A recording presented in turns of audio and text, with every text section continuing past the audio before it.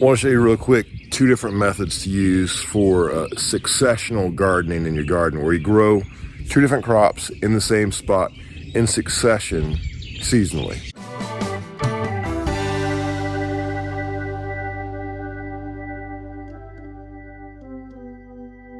This area right here represents one method where it's sort of a cover crop style.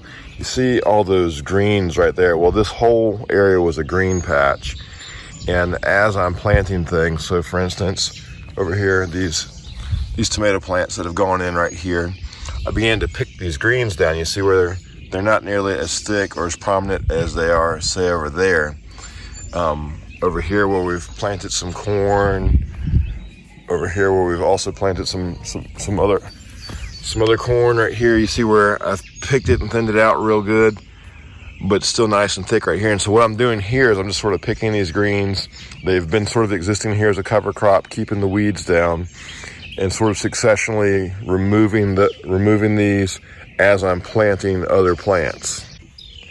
This area represents a different style of successional gardening, where you see I've got broccoli and cabbage here.